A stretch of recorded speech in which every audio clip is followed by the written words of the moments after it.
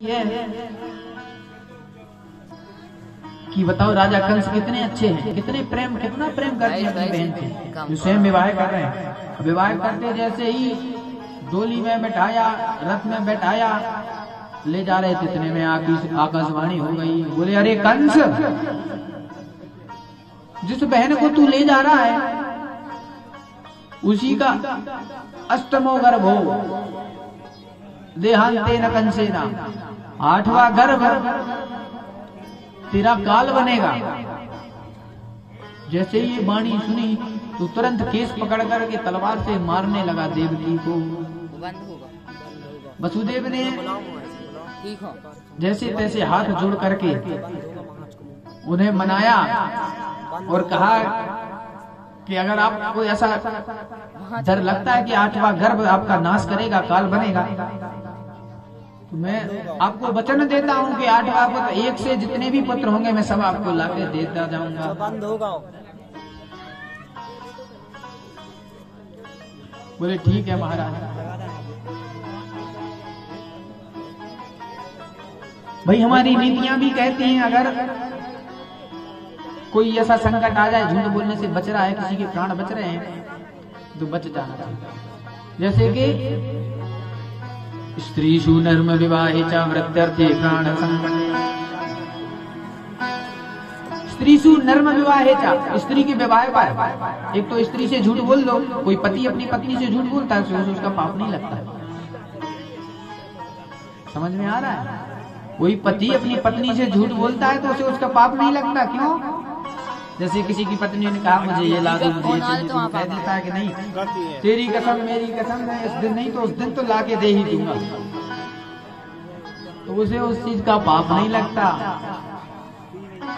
और कहा 8 जगह पाप नहीं लगता, और कहा स्त्रीषु नर्म विवाहे च, अगर किसी का तुम्हारे झूठ बोलने से किसी का विवाह हो रहा है तो वहां झूठ बोल दो तो उसका भी पाप नहीं लगता। अगर कोई लड़की कहानी है जिसकी एक आंख नहीं है, उसका विवाह आपके झूठ बोलने से हो रहा है, या कोई किसी का पैर नहीं है, किसी का हाथ नहीं है, किसी को दिखता नहीं है, कोई घूमती है, कोई किसी प्रकार का कुछ होता है, अगर तुम्हारे कहने से उसका विवाह हो रहा है तो वहां झूठ बोल दो, कोई पाप नहीं लगेगा।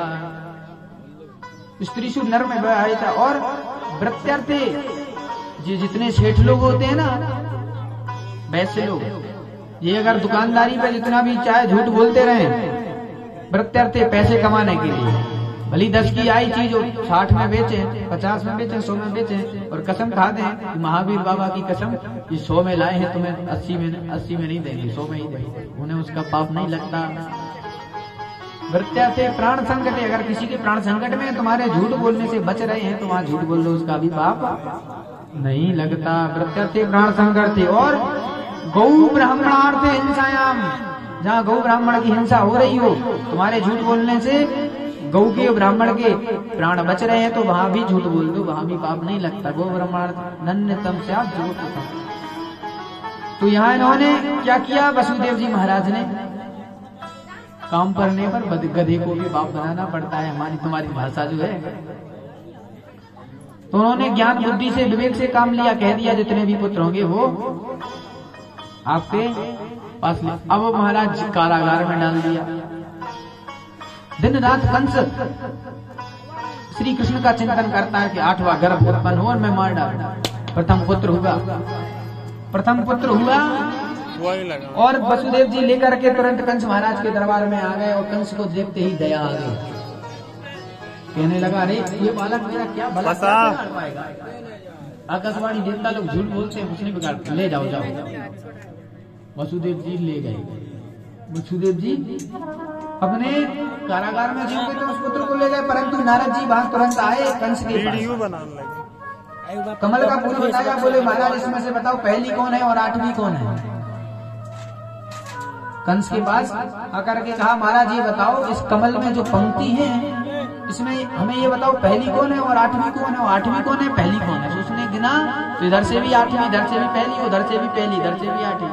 तो वो समझ गया, बोले अब समझे, बोले पहला भी 8वां हो सकता है, 8वां भी पहला हो सकता है। वो तुरंत गया, उसने दोनों पैर पकड़े और दीवार से मार दिया। इसी प्रकार 6 पुत्रों को मार दिया। 7वें बलराम रूप में हुए, जिन्हें योग माया के द्वारा रोहिणी माता के गर्भ में गोकुल पहुंचा दिया गया और अष्टम गर्भ हुआ।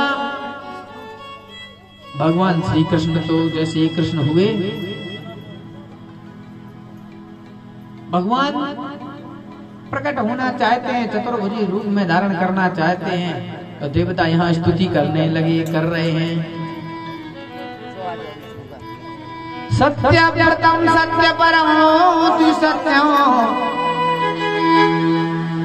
सत्यस्य योनिं निहतं च सत्ये सत्यात्मनेत्रमत सत्यनेत्रम् सत्यात्मिकं त्वां शरणं प्रपन्नाः सत्यात्मिकं त्वां शरणं प्रपन्नाः। हम भी आप देखिए मेघ उनका स्वागत करने लगे। मंद मंद मनु गरजति मेघा, छोटी छोटी बारिश गुब्बारे के रूप में बादल भी उनका स्वागत कर रहे हैं, स्वागत कर रहे हैं। और भगवान जितने भी इंद्र आदि देवता हैं, भगवान का प्रादुर्भाव, मेघ उतनी जोर जोर से गरज रहे हैं और मंद मंद मनु गरजति मेघा, धीरे धीरे वो बादल बरसते हैं।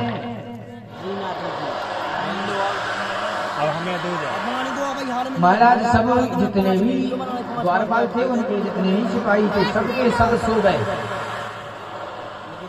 और वसुदेव जी ये सामने वो प्रकट हो गए भगवान चतुर्भुज रूप में। अब कहा प्रभु चतुर्भुज रूप धारण करके ले कहाँ